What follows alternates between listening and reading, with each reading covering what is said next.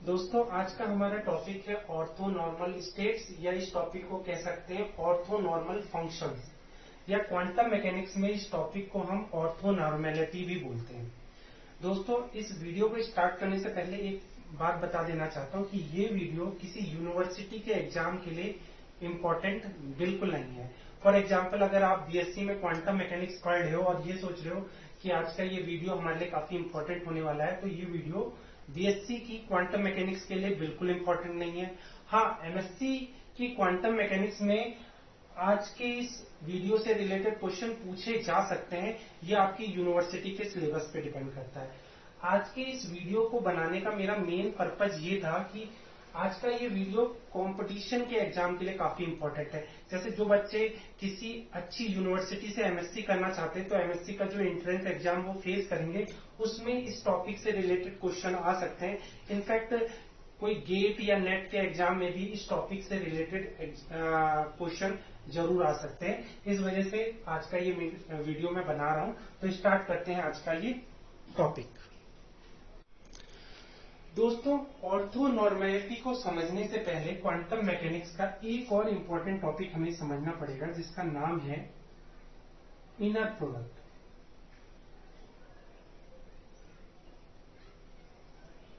या कुछ बुक में इस टॉपिक को स्केलर प्रोडक्ट नाम से भी मेंशन किया गया है।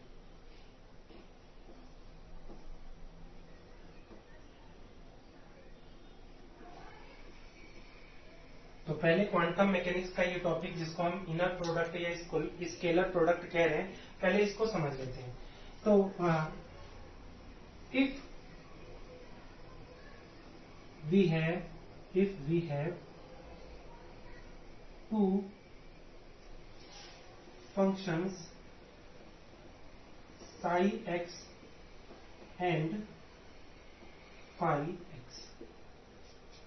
If we have two functions psi x and phi x, then inner product of these two functions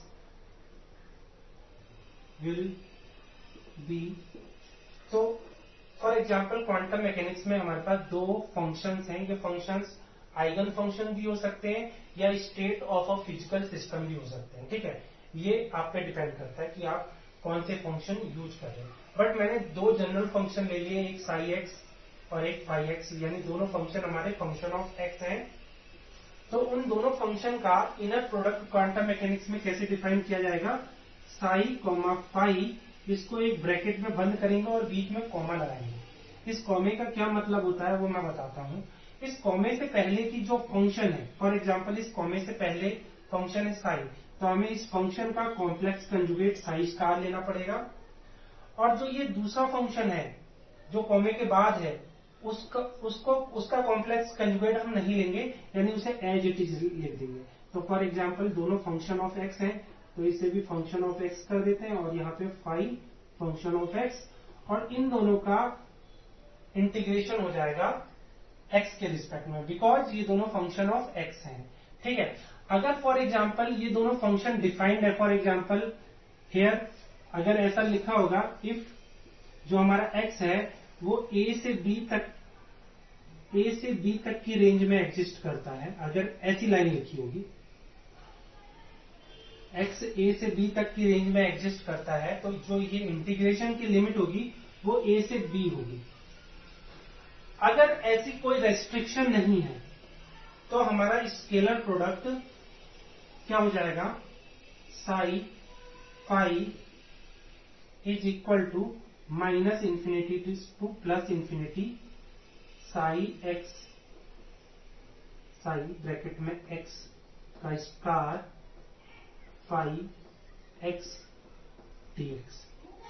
इस इंटीग्रेशन को, मतलब चाहे वो ये इंटीग्रेशन हो, मतलब यहां पे मैं ये लाइन आगे लिख देता हूं। इफ जो हमारा एक्स है वो कहां से कहां तक एग्जिस्ट करता है? ए से बी तक। और ये इंटीग्रेशन कब वैलिड है? जब इफ हमारा x minus infinity to plus infinity vary करता है। ठीक है, तो इस टाइप के इंटीग्रेशन को ही क्वांटम मैकेनिक्स में स्केलर प्रोडक्ट कहते हैं, स्केलर प्रोडक्ट या इनर प्रोडक्ट कहते हैं। आई होप ये आपको समझ में आया होगा। इसको आप पॉज करके नोट कर लो, मैं मिटा रहा हूं। अब स्केलर प्रोडक्ट या इनर प्रोडक्ट के बारे में एक और इम्पोर्टेंट बात है। फॉर एग्जांपल मैंने स्केलर प्रोडक्ट यहाँ पे क्या लिया था, दो फंक्शन का, जिसमें से एक फंक्शन था साई एक्स और दूसरा था फाई एक्स। ठीक है, अब होता क्या है प्रैक्टिकली, अगर हम दो फंक्शन लेते हैं तो उन दोनों फंक्शन का इनर प्रोडक्ट कभी एग्जिस्ट करता है और कभी नहीं करता। अब आप कहोगे ये कैसे होता है, तो फॉर एग्जांपल साई और फाई का स्केलर प्रोडक्ट मैंने डिफाइन किया है -इंफिनिटी टू +इंफिनिटी। ठीक है, यहां पे मैं लिख देता हूं वेयर एक्स किसके लिए डिफाइंड है, एक्स की रेंज क्या है, -इंफिनिटी टू +इंफिनिटी। ये दो फंक्शन ऐसे हैं जिनमें एक्स की जो रेंज है वो ये है। तो इन दोनों फंक्शन का जो इनर प्रोडक्ट होगा वो क्या हो जाएगा, साई स्टार। साई स्टार क्यों, क्योंकि साई कॉमा से पहले है, तो psi star x into phi x dx. अब अगर मैं कहूं कि साई और फाई का इनर प्रोडक्ट एग्जिस्ट कर रहा है, इसका मतलब जो ये इंटीग्रेशन होना चाहिए ये एक फाइनाइट नंबर होना चाहिए, फाइनाइट नंबर। क्लियर हो गई बात। ये फाइनाइट नंबर कहने का मतलब है ये रियल भी हो सकता है और कॉम्प्लेक्स भी हो सकता है, रियल और कॉम्प्लेक्स नंबर। क्लियर हो गई बात। अगर कहने का मतलब है then scalar product can be defined.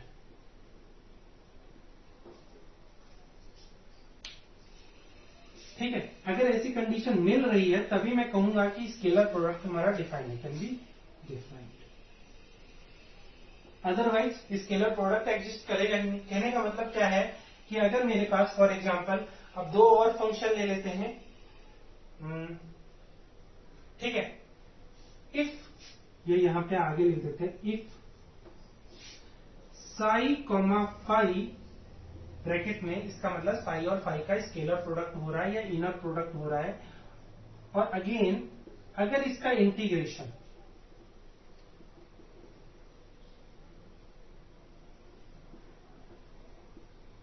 dx, इसका इंटीग्रेशन डाइवर्ज होता है, डाइवर्ज। डाइवर्जिंग कहने का मतलब है आप इस इंटीग्रेशन को सॉल्व ही नहीं कर पा रहे हो, यानी या इसकी जगह आप ये लिख सकते हो, integration can not solve. Clear हो गई बात। या तो आप लिख सकते हो डाइवर्जिंग या इंटीग्रेशन कैन नॉट सॉल्व। तो आप लिख सकते हो if integration of inner product diverges then scalar inner product then inner product of two functions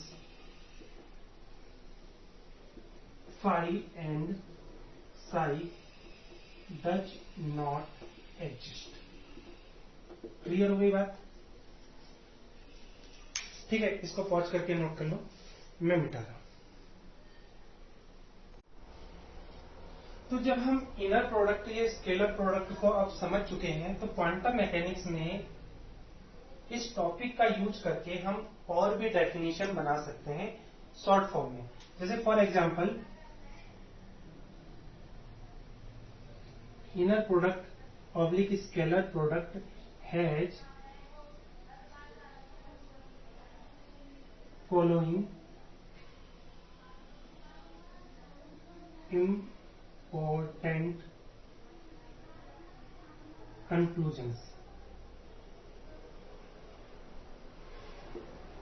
कहने का मतलब है अगर हम इनर प्रोडक्ट की थ्योरी का यूज करें तो हम क्वांटम मैकेनिक्स के जो और टॉपिक जो हम पहले से पढ़ चुके हैं उनको भी और जो नए टॉपिक बनेंगे उनको भी नाम दे सकते हैं। कैसे? तो वो हम कंक्लूजन में काउंट कर लेते हैं। For example number first conclusion क्या है?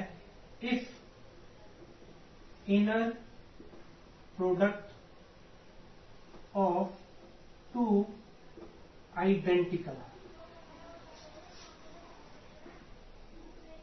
identical means same function, if inner product of two identical oblique same functions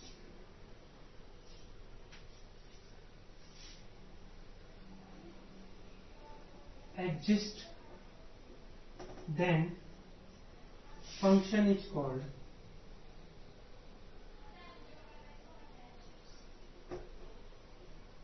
exists, then function is called square integrable function, then function is called square integrable function। अब actually quantum mechanics में जितने भी wave function हम use करते हैं या जितने भी आइगन फंक्शन यूज करते हैं वो सब के सब इस कंडीशन को होल्ड करते हैं। यानी हम एक तरह से ये कह सकते हैं कि क्वांटम मैकेनिक्स में जितने भी वेव फंक्शन या आइगन फंक्शन हम यूज करते हैं वो एक तरह से स्क्वायर इंटीग्रेबल फंक्शन होते हैं। तो स्क्वायर इंटीग्रेबल फंक्शन को हम कैसे लिख सकते हैं? That is for example Sai comma Sai, यानी दो वेव फंक्शन जो सेम है उनका इनर प्रोडक्ट यानी साई स्टार ब्रैकेट में x Sai x d x ये एग्जिस्ट करेगा। यानी अगेन ले लेते हैं minus infinity to plus infinity finite number. Again exist करने का मतलब जो ये फाइनाइट नंबर होगा ये कॉम्प्लेक्स ऑब्लिक रियल हो सकता है। ठीक है, और ये इंटीग्रेशन अगर ऐसा गया है तो यहां वेयर जो हमारे x की रेंज है वो minus infinity to plus infinity है। ठीक है, तभी ऐसा इनर प्रोडक्ट हम लिख पा रहे हैं। क्लियर हो गई बात? Then psi equal to psi x is called square integrable function. I hope आपको समझ में आ रहा होगा। ठीक है, दूसरा if inner product of same function is equal to 1, then function is called normalized function। ठीक है, and condition is called normalization, and this condition is called normalization। ठीक है, condition is called normalization। तो नॉर्मलाइजेशन हम पहले से पढ़ चुके हैं। ठीक है, लेकिन इनर प्रोडक्ट के टर्म में नॉर्मलाइजेशन कैसे लिखेंगे? साई साई का inner product again minus infinity to plus infinity, ये क्या हो जाएगा? Psi x star psi x d x, इसका जो इनर प्रोडक्ट होगा वेव फंक्शन साई का अगर वो 1 आता है तो हम कहेंगे then psi is called normalized wave function. That is then psi equal to psi x called normalized wave vanilla normalized function. ठीक है, इसको पॉज करके नोट कर लो, मैं मिटा रहा हूं। तो इनर प्रोडक्ट का जो थर्ड पॉइंट होगा, जो इसका कंक्लूजन है, वो आप लिख सकते हो, if inner product of two functions, again हम फंक्शन ले रहे हैं psi equal to psi x and phi equal to phi x, where जो x की रेंज है again minus infinity to plus infinity है। ठीक है,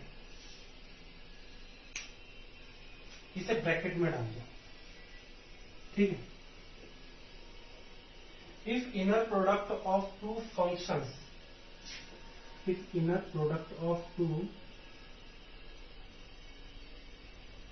functions,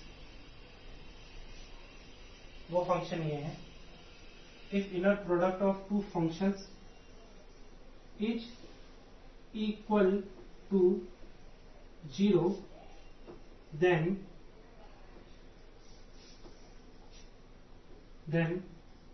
both functions are called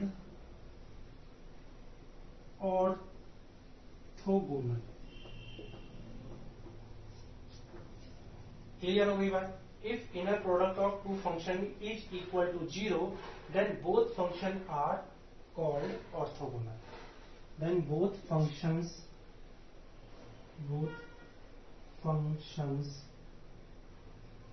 are called orthogonal. ठीक है, this property is called orthogonality. ठीक है, ऑर्थोगोनैलिटी। ठीक है, कहने का मतलब क्या है, for example inner product psi comma phi को अगर हम दिखाएं तो minus infinity to plus infinity integration की लिमिट हो जाएगी, और जो साई है फंक्शन ऑफ एक्स उसका कॉम्प्लेक्स कंजुगेट, और phi x d x is equal to 0। ठीक है, अब मैं बता दूं वेयर, मैंने ये चीज लाइन लिखवाई नहीं, psi star x is complex conjugate of function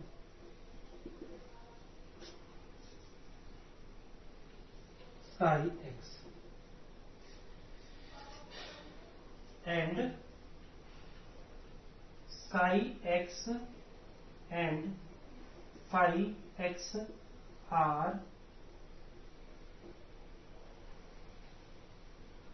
ठीक है,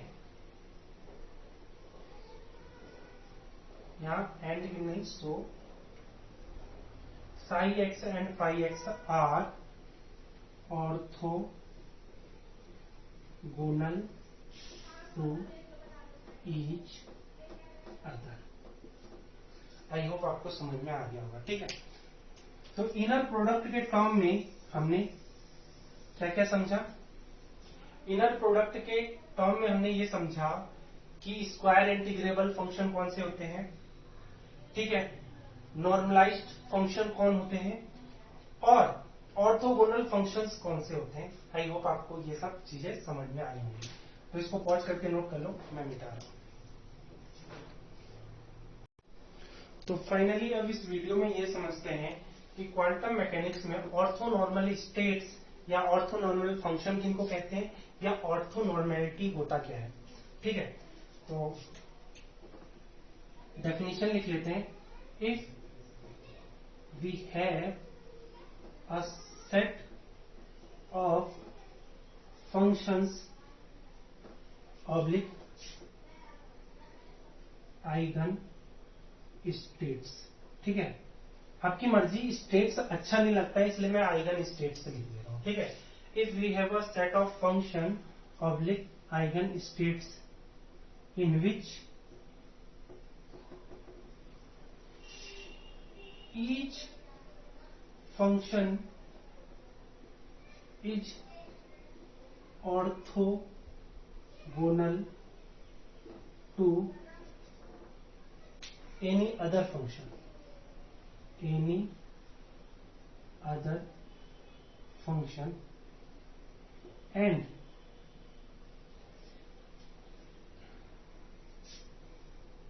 and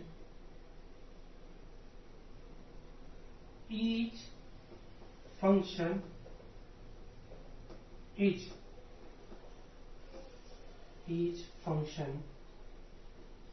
is itself a normalized function, then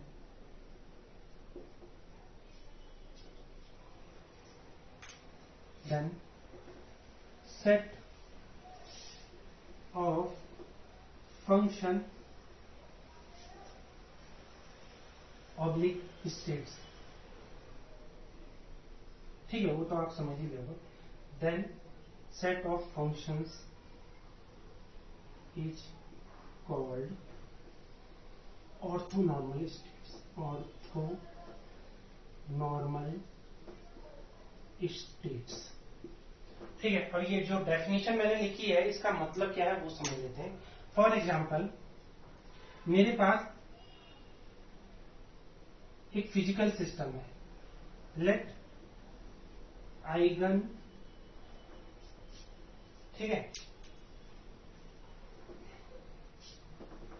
late eigen states of a physical system are psi 1, psi 2 and so on. ये क्या हो गया? psi n. ठीक है, ये आइगन स्टेट है किसी फिजिकल सिस्टम की. ठीक है, आइगन स्टेट के ऊपर मैं पहले से वीडियो डाल चुका हूं, तो नहीं समझ में आ रहा है तो आप पहले उसको देख लेना. ठीक है. Let eigen state of a physical system are then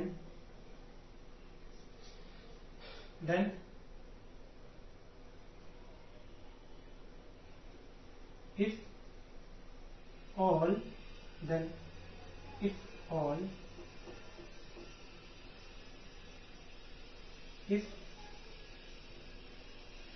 all eigen states are ortho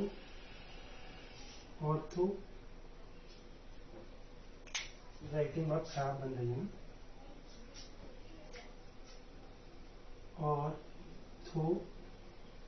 orthonormal states, then they will satisfy following relation. कैसी रिलेशन? कि साई यानी इनर प्रोडक्ट के टर्म में लिख देता हूं. क्या हो जाएगा? Sai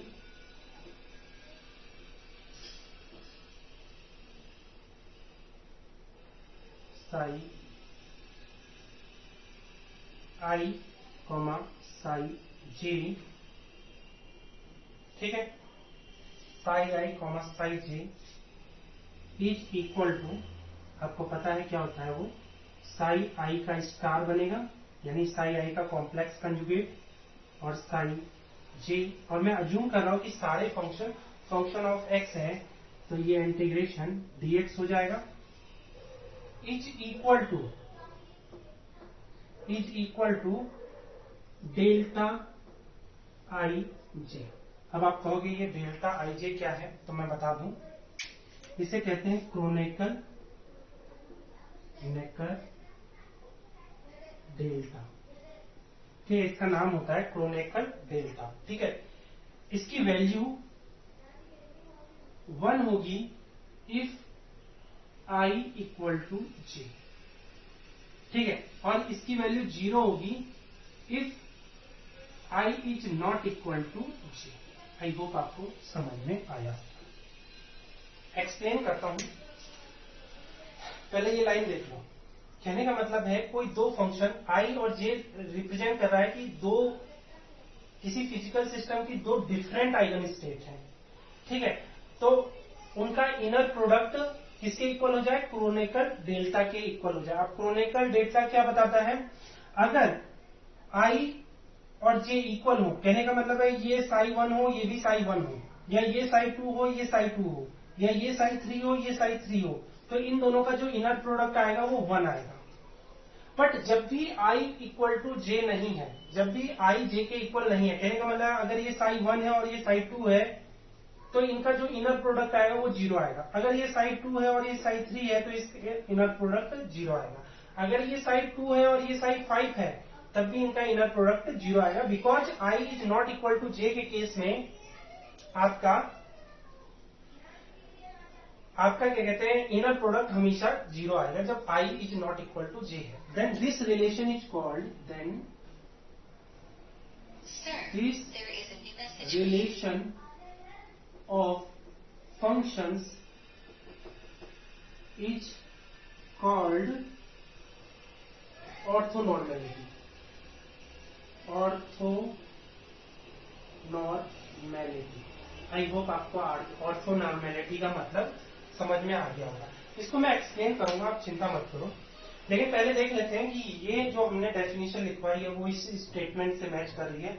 if we have a set of functions, मैंने पहले बता दिया फंक्शंस कहने का मतलब है आइगन स्टेट्स की ही बात हो रही है, in which each function is orthogonal to any other function.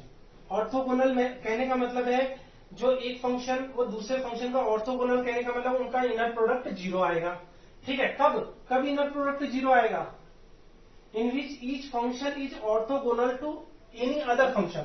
तो ये फंक्शन किसी दूसरे फंक्शन का जो इन दोनों का इनर प्रोडक्ट आएगा वो क्या आएगा, ऑर्थोगोनल, कहने का मतलब प्रोडक्ट आएगा 0।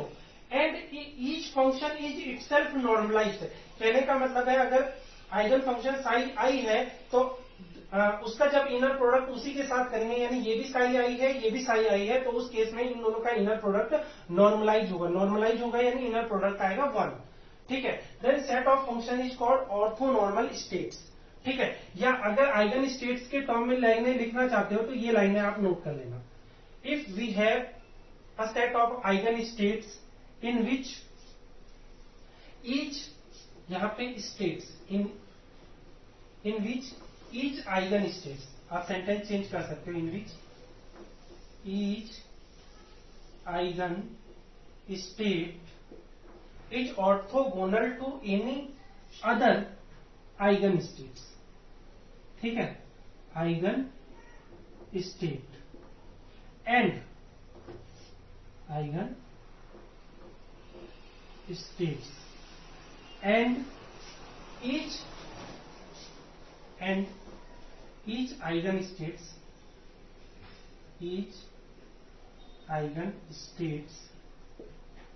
state is itself normalized state। then set of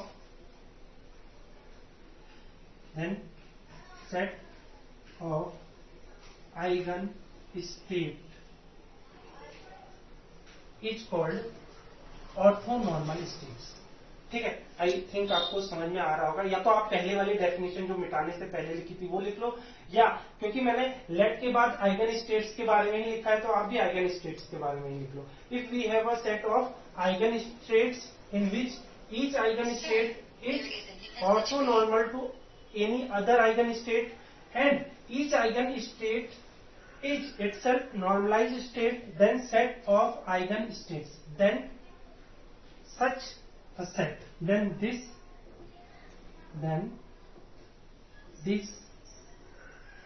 set of eigen states is called orthonormal states। let each eigen state of a physical system, let eigen states of a physical system are psi 1 psi 2 up to psi n if all eigen states are orthonormal states then they will satisfy following relation. अब इस relation का मैं मतलब समझा देता हूं, ठीक है। ऊपर की लाइनें आप पॉज करके नोट कर लो, मैं मिटाता हूं। तो कहने का मतलब क्या है,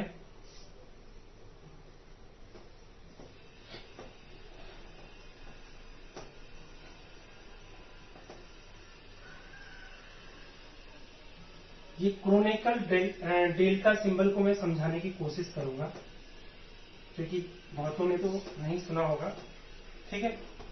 तो कैसे काम करता है, फॉर एग्जाम्पल अगर साई 1 है तो साई 1 का साई 1 के साथ इनर प्रोडक्ट कैसा होगा, integration psi 1 star Sai 1 dx, ये 1 आएगा ऐसी, ठीक है। यहां साइड में लिख लेते हैं ताकि दोनों लाइनें, कहने का मतलब है ऑर्थोनॉर्मल स्टेट्स, कहने का मतलब है नॉर्मलाइजेशन भी आएगा, नॉर्मलाइजेशन भी आएगा और ऑर्थोगोनल स्टेट्स भी आएंगे, ऑर्थोगोनल स्टेट्स भी आएंगे। सिंपल सी बात है, यानी ऑर्थोनॉर्मल स्टेट्स का ही मतलब क्या है कि ऐसे फंक्शन का सेट जिनमें हर फंक्शन नॉर्मलाइजेशन को रिप्रेजेंट करे और हर फंक्शन दूसरे फंक्शन के साथ ऑर्थोगोनल स्टेट्स का रिलेशन फॉलो करे। तो देखते हैं, जैसे इस फॉर्मूले को अप्लाई करूंगा तो फॉर एग्जांपल साई 1 का साई 1 के साथ इनर प्रोडक्ट क्या हो जाएगा, आपको पता है साई 1 का स्टार साई 1 का स्टार साई 1 dx, ये 1 के इक्वल आ जाएगा। ऐसी साई 2 का inner product psi 2 star Sai 2 का इंटीग्रेशन इक्वल टू 1 के इक्वल आएगा। इसी तरह से लास्ट फंक्शन तक साई एन का साई एन के साथ, यानी जितने भी फंक्शन का सेट है उनमें हर एक फंक्शन सेपरेटली नॉर्मलाइज्ड होना चाहिए, यानी साई एन का स्टार साई एन dx का इंटीग्रेशन 1 आना चाहिए, ठीक है। और ऐसे ही अगर मैं कह रहा हूं कि जो हमारा आइगन स्टेट्स है वो ऑर्थोनॉर्मल स्टेट्स है तो उसमें ऑर्थोगोनल रिलेशनशिप भी होनी चाहिए। कहने का मतलब है साई 1 का साई 2 के साथ साई 1 का, वैसे यहां बहुत सारी जगह बची है तो उसका यूज करेंगे हम। ये तो नॉर्मलाइजेशन कंडीशन हो गई, ठीक है। ऑर्थोगोनल रिलेशनशिप क्या हो गई, साई 1 का साई 2 के साथ इनर प्रोडक्ट, जिसको हम कैसे रिप्रेजेंट करते हैं, Sai 1 star Sai 2 dx integration का जो इनर प्रोडक्ट है, यानी साई 1 साई 2 का इनर प्रोडक्ट क्या होना चाहिए, 0 होना चाहिए। ऐसी साई 1 का साई 3 के साथ इनर प्रोडक्ट भी 0 होना चाहिए, यानी यहां हो जाएगा साई 1 स्टार साई 2 3 dx, ये भी 0 होना चाहिए। इसी तरह से up to psi 1 into psi n, इन दोनों का इनर प्रोडक्ट जिसे हम integration psi 1 star psi n dx represent करते हैं, ये भी 0 होना चाहिए। इनफैक्ट ऐसे ही हम किसका करेंगे, साई 2 का साई 1 के साथ इनर प्रोडक्ट भी 0 होगा। ऐसी साई 2 का साई 3 के साथ इनर प्रोडक्ट 0 होगा। ऐसी साई 2 का साई एन के साथ इनर प्रोडक्ट 0 होगा। तो इस तरह से जितने भी रिलेशनशिप मिलेंगे वो क्या बताएंगे, यानी ये मैं सिर्फ इस फॉर्मूले को एक्सप्लेन कर रहा हूं।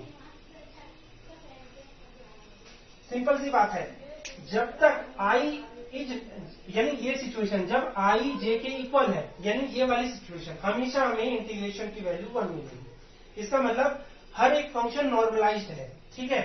कहने का मतलब है जब भी आई इक्वल टू जे होगा, यानी Sai 1 1 Sai 2 2 psi 3 3 Sai N N, ये कौन सा केस है, जब आई इज इक्वल टू जे है, तो उस केस में हर एक फंक्शन या हर एक आइगन स्टेट सेपरेटली नॉर्मलाइज्ड होगी। बट जब भी I is not equal to जे, यानी ये वाला जब भी सिचुएशन होगी जब आई जे के इक्वल नहीं है, यानी साई 1 साई 2 का इनर प्रोडक्ट, साई 1 साई 3 का inner product, psi 1 psi n का इनर प्रोडक्ट, ये सब प्रोडक्ट 0 होंगे। इसी तरह से साई 1 साई 2 का इनर प्रोडक्ट, साई 2 साई 3 का inner product, psi 2 psi n का इनर प्रोडक्ट, इस तरह से सारे इनर प्रोडक्ट 0 होंगे।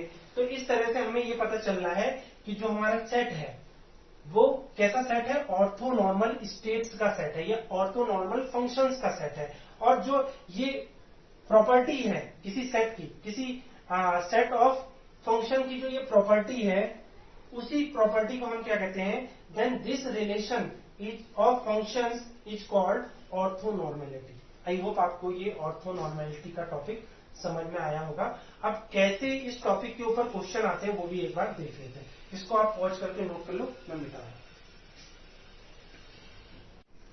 तो पहला क्वेश्चन है, so that sine x 2 alpha upon pi की पावर 1/4 ई की power alpha x square and five x 2 alpha upon pi की power 1/4 under root 4 alpha x e की पावर अल्फा एक्स स्क्वायर, ये दो फंक्शन है, are orthonormal set of functions. हमें ये show करना है कि साई और फाई ऑर्थोनॉर्मल सेट है फंक्शंस के। तो कैसे प्रूफ करेंगे, यानी इसे प्रूफ करने के लिए हमें क्या करना पड़ेगा कि साई कॉमा साई का इनर प्रोडक्ट 1 दिखाना है, फाई कॉमा फाई का इनर प्रोडक्ट भी 1 दिखाना है, बट साई कॉमा फाई का इनर प्रोडक्ट हमें 0 दिखाना है। हमें ये तीन चीजें प्रूफ करनी है। इससे ये प्रूफ हो जाएगा कि जो हमारे ये सेट है ये ऑर्थोनॉर्मल सेट ऑफ फंक्शंस है। तो सबसे पहले प्रूफ कर लेते हैं। तो क्या हो जाएगा, साई कॉमा साई का इनर प्रोडक्ट क्या हो जाएगा, दोनों का मल्टीप्लाई हो जाएगा, तो कांस्टेंट टर्म बाहर निकाल दूं तो क्या हो जाएगा 2। अच्छा, यहाँ पे आप क्वेश्चन को कंप्लीट कर सकते हो, वेयर जो x की रेंज है -∞ टू +∞ है। ठीक है, तो ये क्या हो जाएगा 2 अल्फा अपॉन पाई की पावर 1/2, क्योंकि मैं साई और साई का प्रोडक्ट यानी साई स्टार साई का प्रोडक्ट कर रहा हूं। शॉर्टकट नहीं मारते हैं, नहीं तो आपको समझ में नहीं आएगा, पहला ही क्वेश्चन है। ठीक है, तो क्या करना है यहाँ, integration Sai star Sai dx implies that again limit क्या है -∞ टू +∞। मोबाइल साइलेंट कर दूं, नहीं तो अभी गाने बजने लग जाएंगे। ठीक है, क्योंकि बज ही रहे हैं बहुत बार।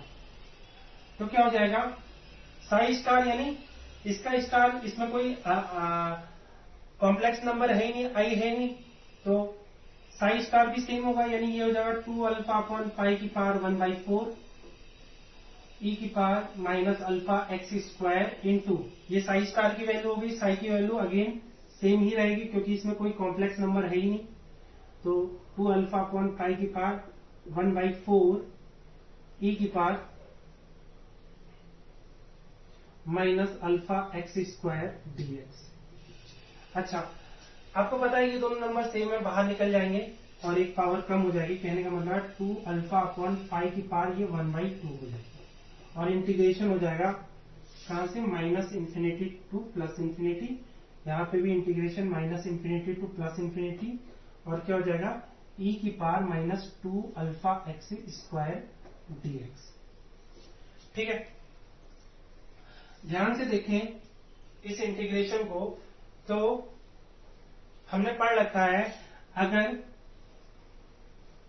लिमिट -a टू +a होती है, दो यहाँ पे रिजल्ट में यूज कर रहा हूं, और ये fx है dx है, तो इसकी वैल्यू हो जाएगी 2 0 टू a fx dx। ये कब हो सकता है, इफ f माइनस x की वैल्यू fx के इक्वल हो, यानी ये एक इवन फंक्शन हो। अच्छा, इस रिजल्ट को आप जब यूज करोगे तो सिंपल सी बात है, x की जगह आप -x भी रखोगे तब भी फंक्शन अनचेंज ही रहेगा। तो क्या हो जाएगा 2 अल्फा अपॉन पाई की पावर 1/2, और ये हो जाएगा इंटू 2 लिमिट 0 टू इंफिनिटी ई की power -2 alpha x square dx। ठीक है, अच्छा, अब इस इंटीग्रेशन को सॉल्व करने के लिए मुझे एक और फॉर्मूला यूज करना होगा, 0 टू इंफिनिटी एक्स की पावर एन ई की power minus alpha x square. तो इस इंटीग्रेशन का जो सॉल्यूशन होता है वो होता है 1/2 1 अपॉन अल्फा की power n plus 1/2 gamma n plus 1/2। ये n x की पावर n पे डिपेंड करता है, और गामा की वैल्यू मैं बता दूं, गामा 1/2 की वैल्यू होती है √π, और गामा 5/2 को हम कैसे रिप्रेजेंट कर सकते हैं, 3/2 इंटू 1/2 गामा 1/2। ठीक है, इस तरह से। तो इसकी वैल्यू पुट करोगे तो क्या हो जाएगा, 2 अल्फा अपॉन पाई की पावर 1/2 इंटू 2। अब इस इंटीग्रेशन को सॉल्व कर रहे हैं तो इंटू 1/2 1 अपॉन 2 अल्फा की पावर। अब देखो यहाँ x की पावर 0 है, ठीक है, x की पावर 0 है यानी ये सिंपली 1/2 हो जाएगा। n की वैल्यू 0 यानी 1/2 गामा 1/2। तो क्या हो जाएगा ये 2 अल्फा अपॉन पाई की पावर 1/2। ये 2 से 2 कैंसिल इनटू यहाँ पे देखो 1/2 की वैल्यू मैंने बताया था √पाई, तो ये हो गया पाई अपॉन 2 अल्फा की पावर 1/2।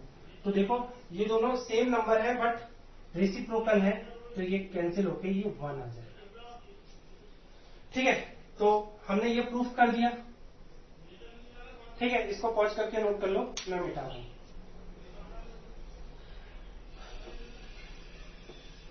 बहुत टाइम दिया है आपको, फटाफट काम करना पड़ेगा, अदरवाइज क्वेश्चन हम सॉल्व नहीं कर पाएंगे। वैसे मेरे वीडियो बहुत लंबे लंबे बनते हैं। ठीक है, अब हमें क्या करना है, प्रूफ फाई कॉमा फाई यानी फाई का इनर प्रोडक्ट यानी -∞ to +∞ phi star phi dx का इंटीग्रेशन हमें कैलकुलेट करना है।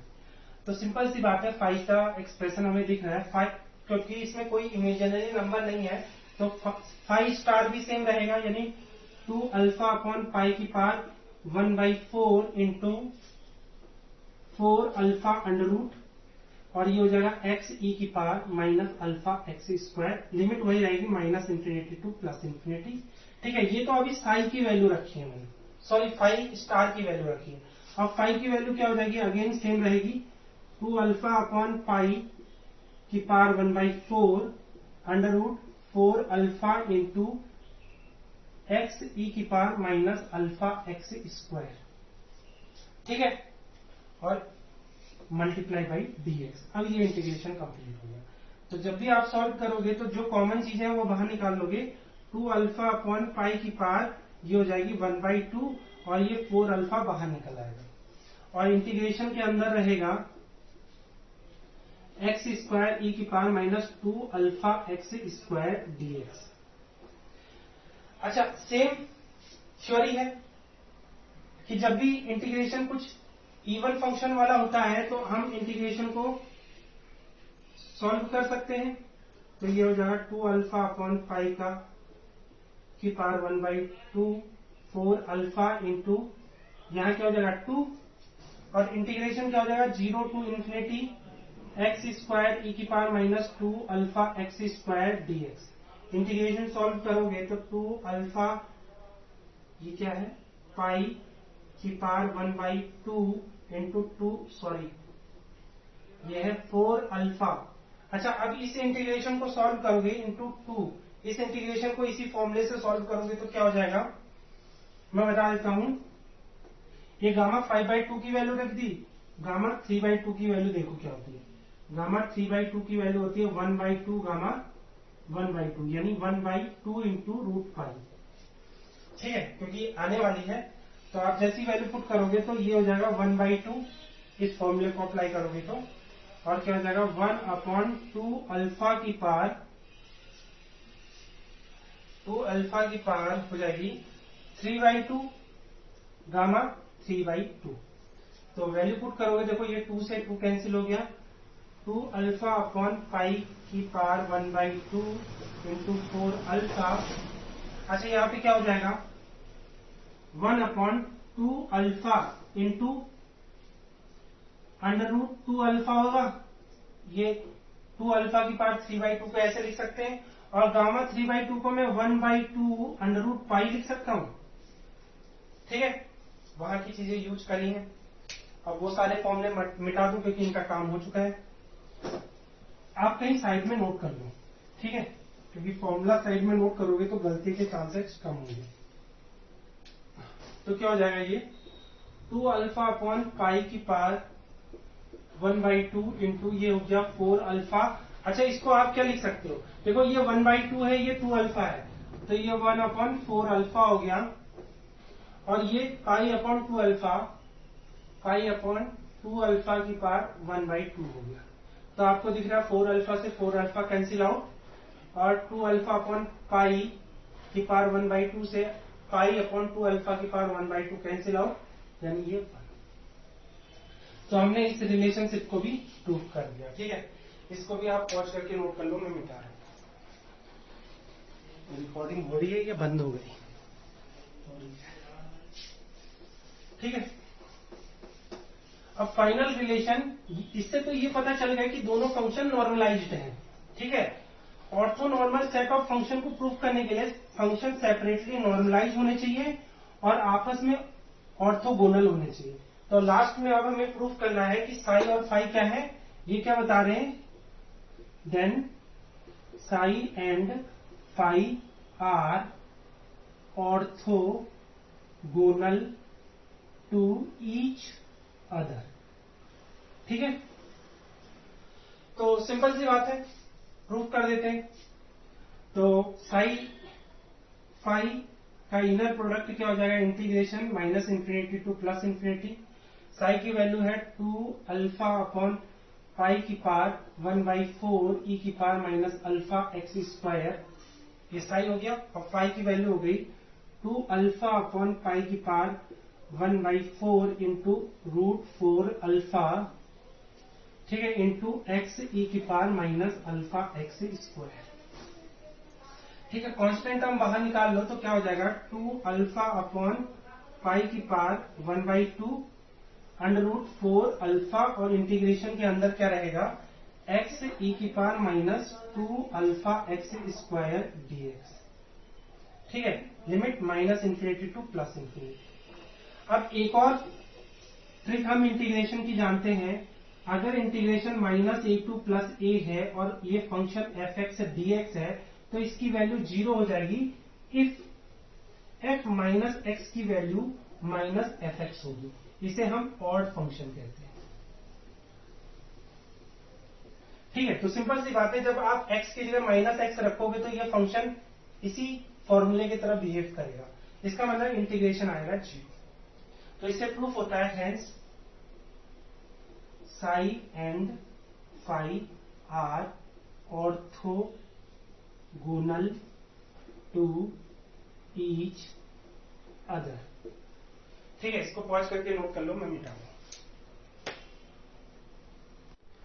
नेक्स्ट क्वेश्चन है, सो दैट फाई 1 जिसकी वैल्यू है √2 upon pi sine x and phi 2 equal to √2 upon pi cos x are orthonormal to each other, where हम x की लिमिट दे सकते हैं, एक्स 0 से पाई की रेंज में एग्जिस्ट करता है। ठीक है, तो इसे शो करना है कि दोनों फंक्शन ऑर्थो नॉर्मल है।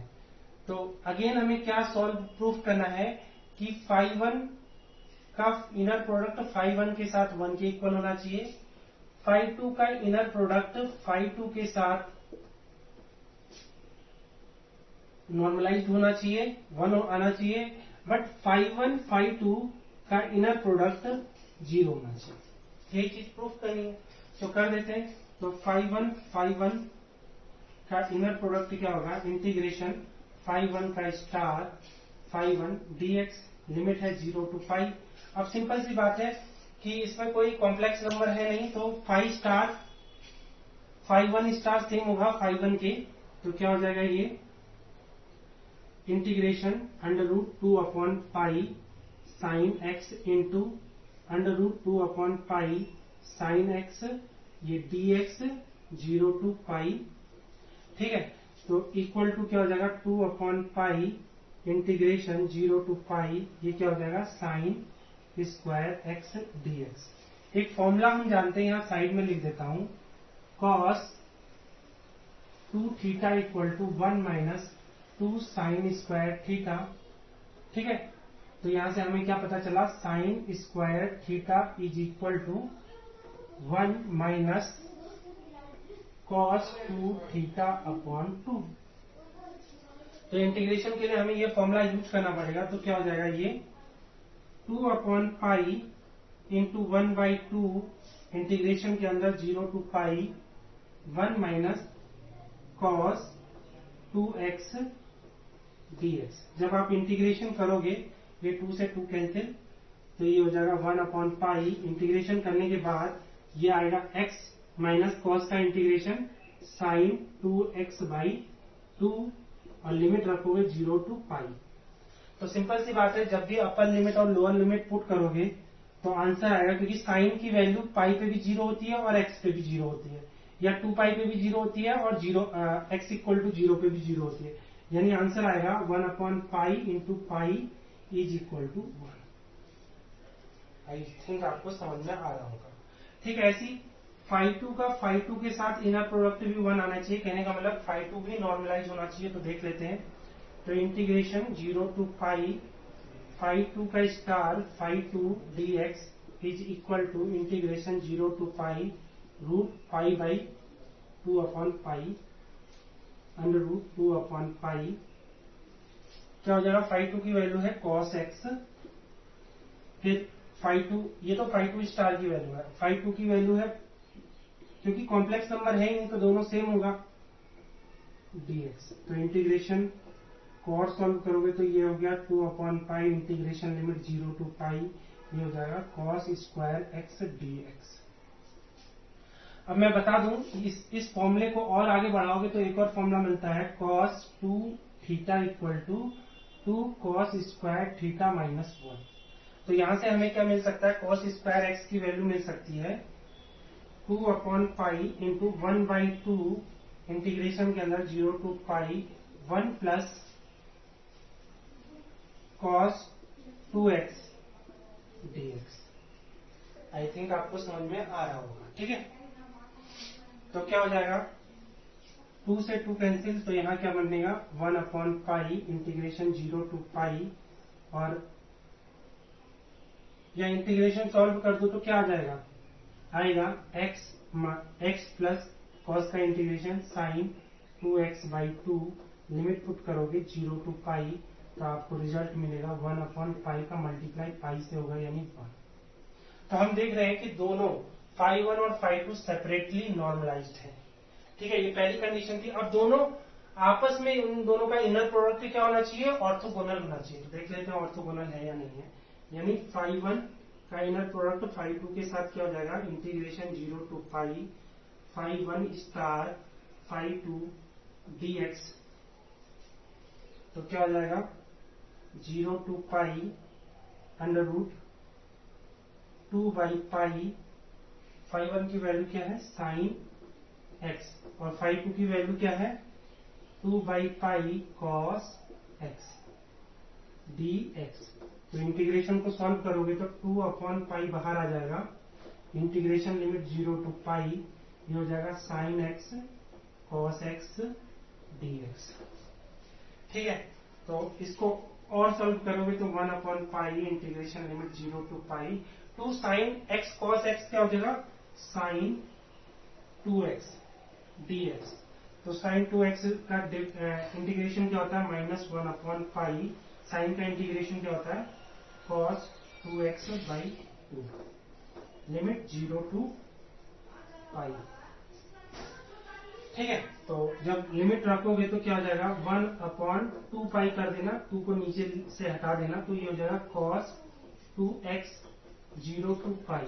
अच्छा, तो जब x की वैल्यू रखोगे तो cos क्या हो जाएगा? cos 2 pi minus cos 0। तो दोनों की वैल्यू क्या होती है? -1/2 पाई।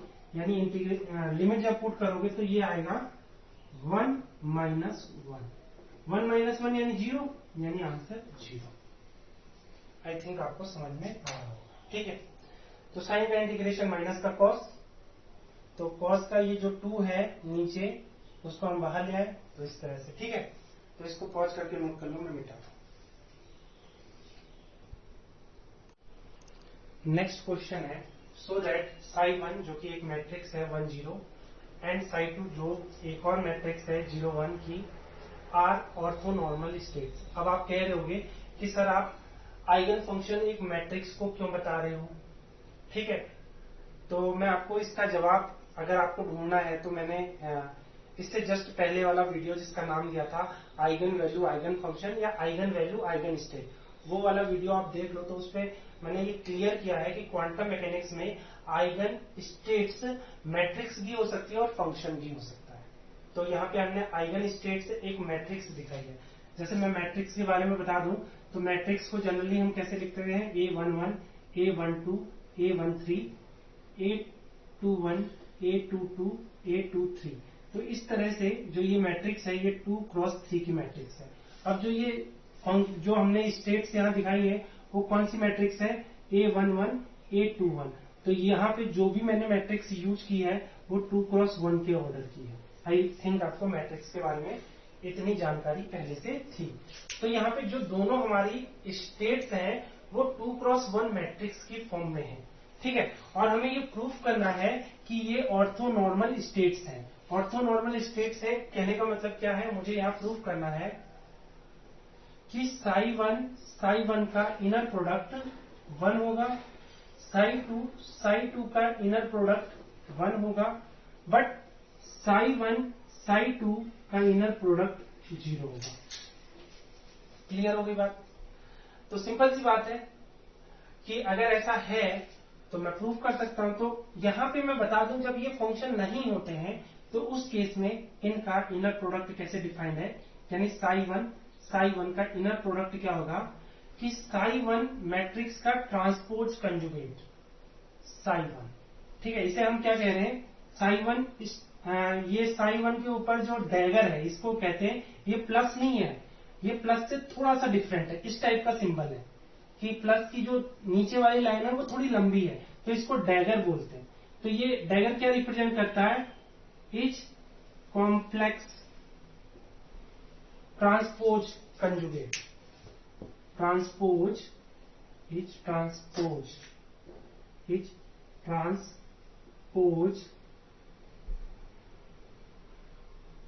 कंजुगेट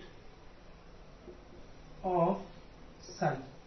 सीधी सीधी बात है, साई 1 ट्रांसपोज कंजुगेट कहने का मतलब क्या है। फॉर एग्जाम्पल मेरे पास अगर साई 1 है 2i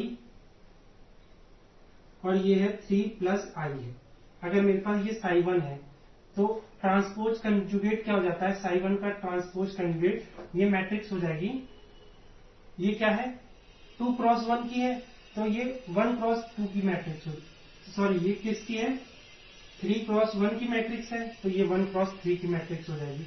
और ये हो जाएगा 2, i की जगह -i और 3+i की जगह क्या हो जाएगा 3-i। तो इस तरह से ये कौन सी मैट्रिक्स हो गई 1x3 की, ठीक है। तो इस तरह से ट्रांसपोज कंजुगेट को डिफाइन किया जाता है। तो यहाँ पे कोई कॉम्प्लेक्स नंबर दिख नहीं रहा है तो हमें कोई प्रॉब्लम तो है नहीं, ठीक है। यहाँ पे आप इफ लिख सकते हो। तो सिंपल सी बात है, साई 1 की वैल्यू क्या हो जाएगी 1,0। अगेन साई 1 डैगर की वैल्यू 1,0, इसकी वैल्यू क्या हो जाएगी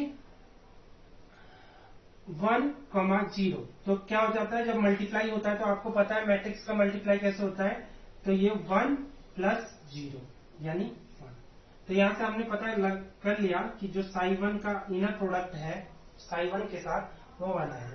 इसी तरह से साई 2 का इनर प्रोडक्ट साई 2 के साथ देखो क्या हो जाएगा, साई 2 का डैगर साई 2, तो साई 2 का डैगर क्या होगा 0,1 और ये हो जाएगा 0,1। तो जब भी आप इसको सॉल्व करोगे, ये तो जस्ट समझाने के लिए मैंने लाइनें लिखी है कि डैगर क्या होता है, ठीक है। तो क्या हो जाएगा ये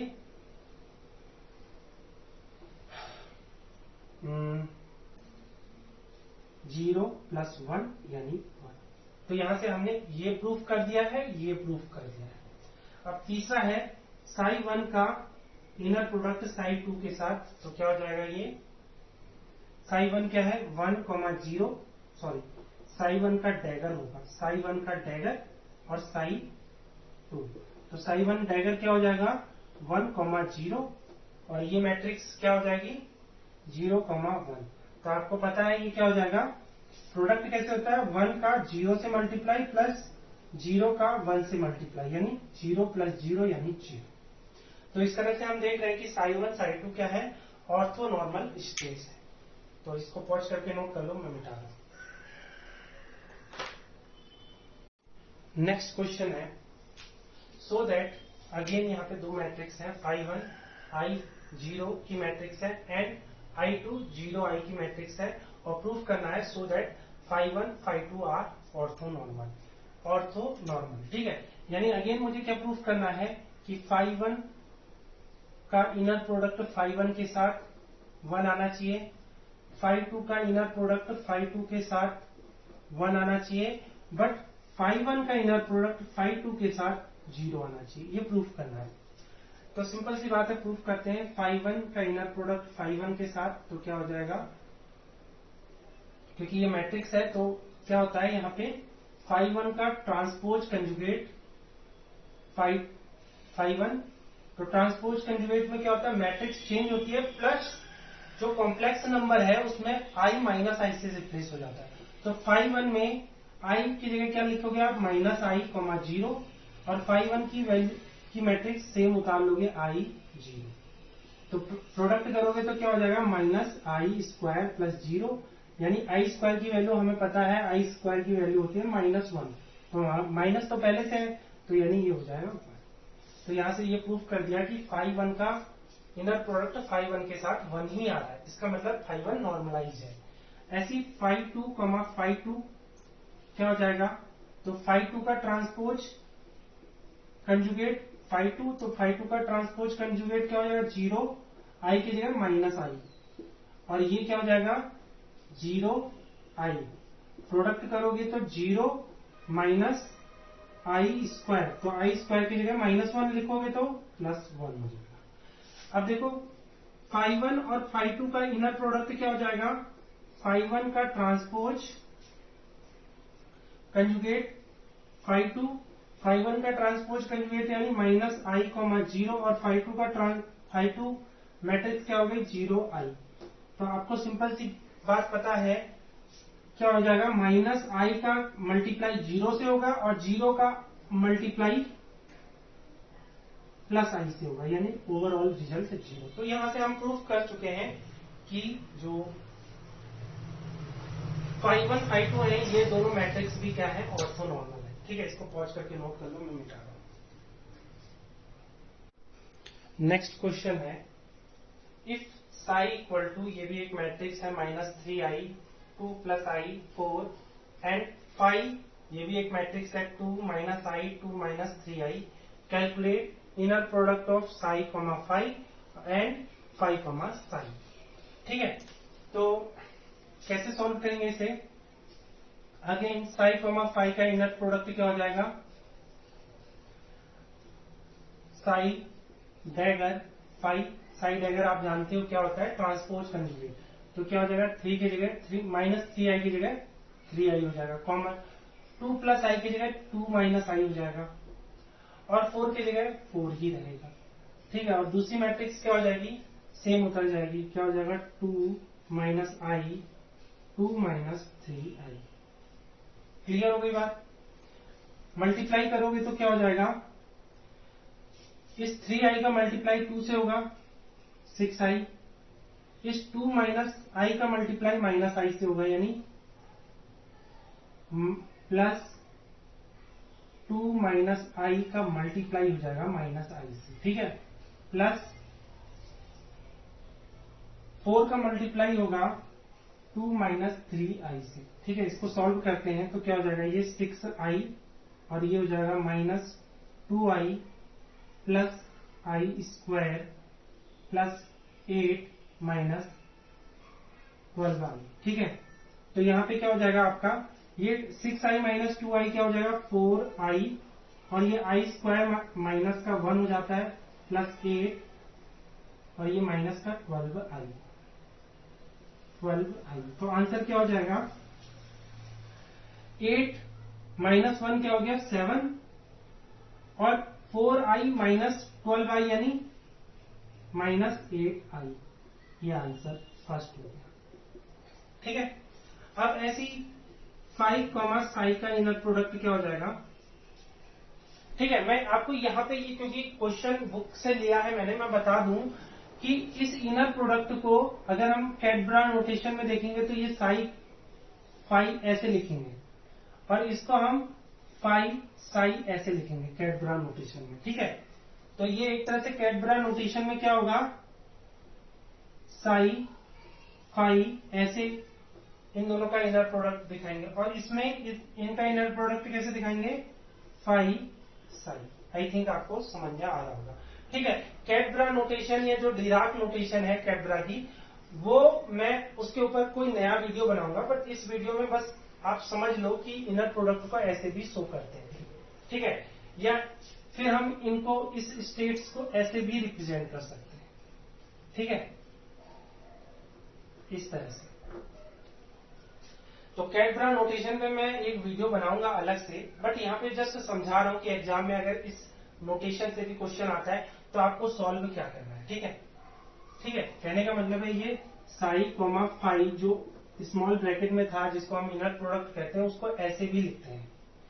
आई थिंक आपको समझ में आ रहा होगा। तो इसका मतलब क्या है, फाई डैगर साई, तो फाई डैगर की वैल्यू क्या हो जाएगी आपको पता है, 2 कॉमा आई की जगह माइनस आई की जगह आई हो जाएगा, और 2 माइनस 3 आई की जगह 2 प्लस 3 आई हो जाएगा, ठीक है। ये पहली मैट्रिक्स हो गई, पहली मैट्रिक्स का ट्रांसपोज कंजुगेट, और दूसरी मैट्रिक्स क्या है, -3i 2 प्लस आई और क्या है 4।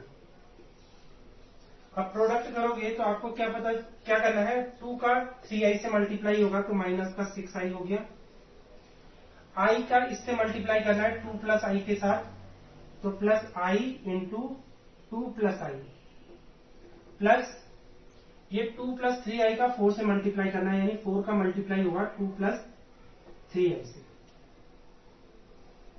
इसको सॉल्व करोगे तो क्या हो जाएगा, ये माइनस का 6i प्लस 2i प्लस आई स्क्वायर प्लस 8 प्लस 12i, ठीक है। तो आपको दिख रहा है ये -6i प्लस 2i क्या हो गया, -4i, और आई स्क्वायर यानी -1 प्लस 8 प्लस 12i। तो आपको दिख रहा है -1 प्लस 8 कितना हो जाएगा, -7, और -4i प्लस 12i कितना हो जाएगा, +8i। अब इससे एक इंपॉर्टेंट कंक्लूजन मिला, ये क्वेश्चन कराने का मेन मोटिव यही था कि जो इनर प्रोडक्ट होते हैं ना, फॉर एग्जांपल हमें ये पता चला साई कोमा फाई का जो इनर प्रोडक्ट होगा वो कॉम्प्लेक्स कंजुगेट होगा फाई कोमा साई के इनर प्रोडक्ट का। कॉम्प्लेक्स कंजुगेट को मैं साई स्टार से दिखाता हूं, या इसी स्टेटमेंट को हम कैडबरा नोटेशन में लिखें तो साई कोमा फाई का inner product is equal to phi comma psi का इनर प्रोडक्ट का कॉम्प्लेक्स कंजुगेट। क्योंकि सिंपल सी बात है, कॉम्प्लेक्स कंजुगेट क्या होता है, मैं यहां पे समझा देता हूं। अगर साई कोमा फाई की वैल्यू हमें दिख रही है, कितनी आई है, 7 माइनस 8 आई है, तो इसका कॉम्प्लेक्स कंजुगेट अगर मैं करूंगा, ठीक है, तो इसका कॉम्प्लेक्स कंजुगेट करूंगा, कहने का मतलब है ऐसे कर देते हैं, ऐसे कर देते हैं, सॉरी, फाई कॉमा साई का कॉम्प्लेक्स कंजुगेट बनाओ तो क्या बनेगा, यहां पे आंसर दिख रहा है, फाई कॉमा साई का आंसर क्या दिख रहा है, -7 प्लस 8i, तो इसका कॉम्प्लेक्स कंजुगेट क्या हो जाएगा, -7 माइनस 8i। तो देखो, सॉरी ऐसा आ रहा है क्या, ये प्लस है, सॉरी, ठीक है, अच्छा वो हमने देख लिया। तो सीधी सीधी बात है, कहने का मतलब मैं क्या कह रहा हूं कि फाई कोमा साई का कॉम्प्लेक्स कंजुगेट क्या होगा, 7 minus 8i, because phi comma psi का इनर प्रोडक्ट आया 7 प्लस 8i, तो इसका कॉम्प्लेक्स कंजुगेट क्या हो जाएगा, 7 माइनस 8i। अब 7 माइनस 8i किसके इक्वल होगा, साई कोमा फाई के इनर प्रोडक्ट के बराबर। कहने का मतलब है ये क्या है, 7 माइनस 8i। आई थिंक आपको समझ में आ गया होगा। कहने का मतलब है कि जो इनर प्रोडक्ट होता है उसका कॉम्प्लेक्स कंजुगेट, कहने का मतलब है साई कोमा फाई का जो इनर प्रोडक्ट होगा वो फाई कॉमा साई के कॉम्प्लेक्स कंजुगेट के इक्वल होगा। साई कॉमा फाई के इनर प्रोडक्ट के कॉम्प्लेक्स कंजुगेट के इक्वल होगा, यानी ये रिलेशनशिप होल्ड करेगी। ठीक है, इसको पॉज करके नोट कर लो, मैं मिटा रहा हूं। नेक्स्ट क्वेश्चन है कि मेरे पास एक फंक्शन है साई वन, ये किसके इक्वल है, 3i phi one minus 7i phi two, और दूसरा फंक्शन साई टू है जो minus phi one plus 2i phi two है। Where phi one and phi two are orthonormal, then calculate psi one psi two का inner product and psi two psi one का inner product. ठीक है, तो कहने का मतलब क्या है कि पहले से क्या गिवन है कि हमें पता है कि फाई वन फाई टू अगर ऑर्थोनॉर्मल है तो फाई वन का इनर प्रोडक्ट 1 होगा, फाई टू का इनर प्रोडक्ट 1 होगा, बट फाई टू का इनर प्रोडक्ट 0 होगा। इसी तरह से फाई टू फाई वन का इनर प्रोडक्ट भी 0 होगा। ये ट्रिक यूज होगी। तो सिंपल सी बात है, अगर मुझे Sai one psi to calculate करना है तो यहां पे अब मैट्रिक्स है नहीं कि ट्रांसपोज कंजुगेट करें, तो हमें सिंपली साई वन का स्टार का मल्टीप्लाई साई टू से करना है।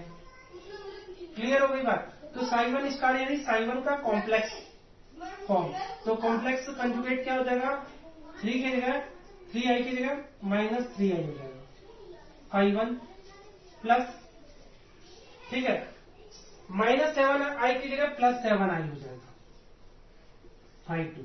ठीक है, अब मल्टीप्लाई किसके साथ होगा,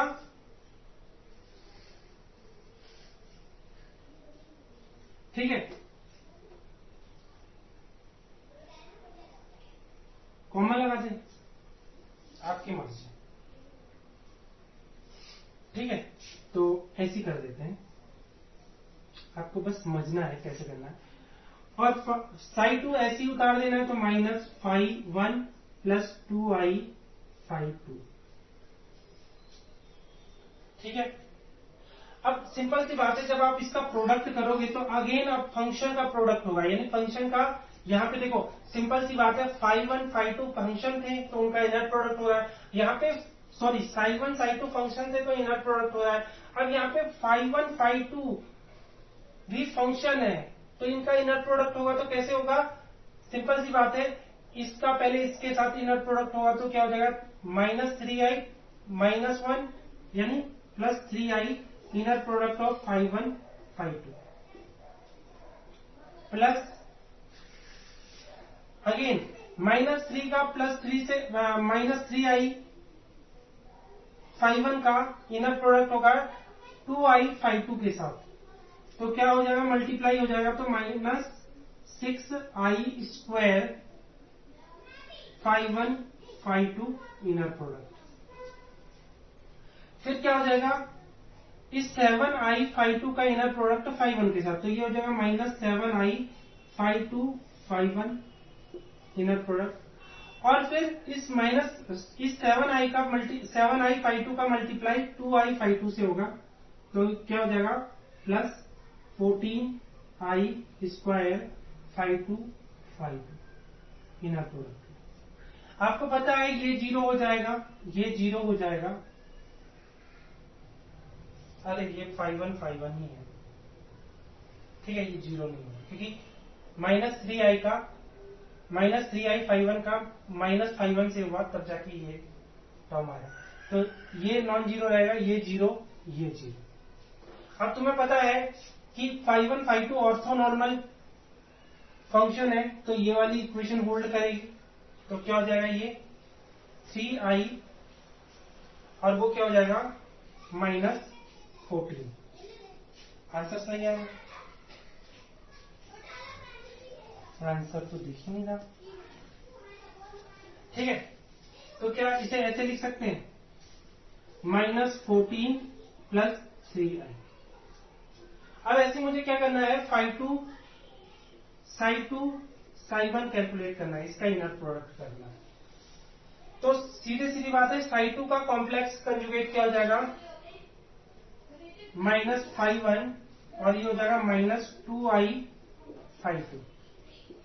ठीक है, और ऐसे ही इसके ये एज इट इज उतर जाएगा, यानी 3i51 -7i52। सीधे मल्टीप्लाई कर दे।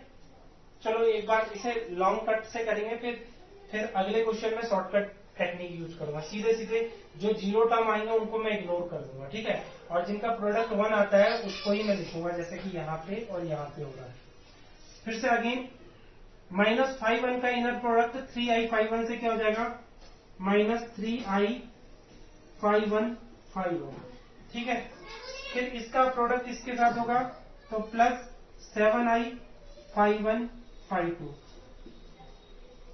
फिर 2i52 का इनर प्रोडक्ट 3i51 के साथ, तो ये हो जाएगा -6i²5251 का इनर प्रोडक्ट। और फिर क्या हो जाएगा, -2i52 -7i52 का इनर प्रोडक्ट क्या हो जाएगा, +14i²5252। ठीक है, 5252।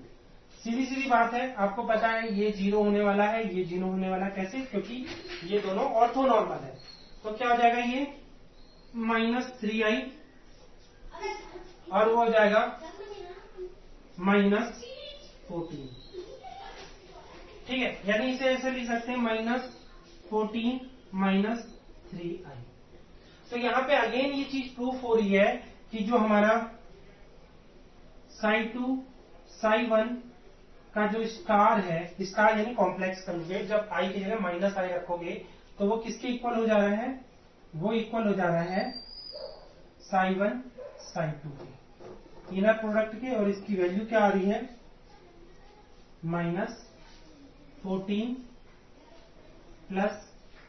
+3i। आई थिंक आपको समझ में आ गया होगा। ठीक है,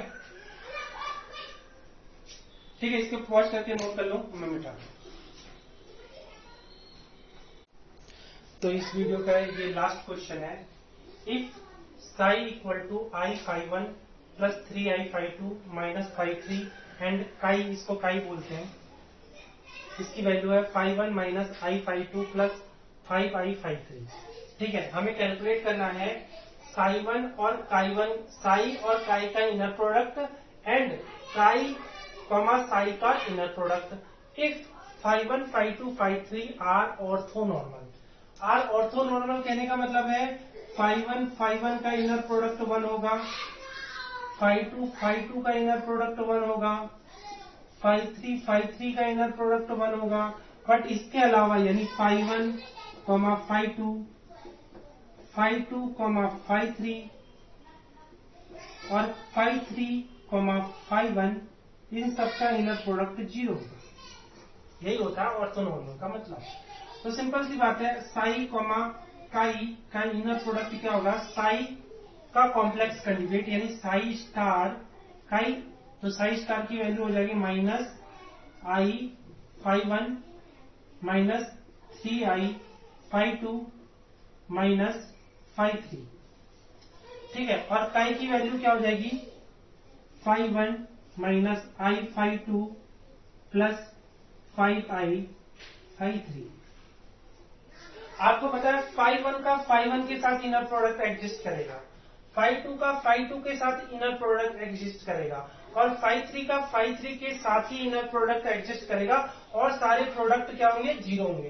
तो क्या हो जाएगा, 51 का 51 के साथ क्या हो जाएगा, ये -i रहेगा। ऐसे 52 का 52 के साथ माइनस माइनस क्या हो जाएगा, प्लस क्या हो जाएगा 3i²। और ऐसे 53 का 53 के साथ यानी -5i। तो रिजल्ट क्या हो जाएगा, देखो -i -5i तो -6i, और ये 3i² यानी -3, यानी इसको मैं लिख सकता हूं -3 -6i। ठीक है, ये आंसर आपका फर्स्ट है। ऐसी काई साई का इनर प्रोडक्ट देखते हैं क्या होता है। तो काई का कॉम्प्लेक्स कंजुगेट साई, तो काई का कॉम्प्लेक्स कंजुगेट क्या होगा, 51 -i52 +5i53। ठीक है, कॉम्प्लेक्स कंजुगेट हमने लिया है, यही तो नहीं लिया। तो आई के माइनस आई की जगह क्या हो जाएगा प्लस आई, और प्लस 5i की जगह क्या हो जाएगा माइनस 5i। ये हुआ कॉम्प्लेक्स कंजुगेट। और साई की वैल्यू क्या हो गई i51 plus 3i52 minus 53। Clear हो गई बात। तो आपको पता है यहाँ पे भी क्या होगा, 5 1 का 5 1 के साथ इनर प्रोडक्ट एग्जिस्ट करेगा, 5 2 का 5 2 के साथ इनर प्रोडक्ट एग्जिस्ट करेगा, और 5 3 का 5 3 के साथ इनर प्रोडक्ट एग्जिस्ट करेगा। यानी 5 1 का 5 1 से मल्टीप्लाई होगा तो आई आएगा, 5 2 का 5 2 के साथ मल्टीप्लाई होगा तो प्लस 3i स्क्वायर आएगा, और 5i का 5i 5 3 का मल्टीप्लाई 5 3 से होगा तो क्या हो जाएगा प्लस 5i प्लस 5i। ठीक है, तो क्या आंसर आ जाएगा, i और प्लस 5i क्या हो जाएगा 6i, और 3i स्क्वायर यानी माइनस 3, तो ये हो जाएगा माइनस 3 प्लस 6i। तो यहाँ पे भी हमें ये चीज देखने को मिल रही है कि जो काई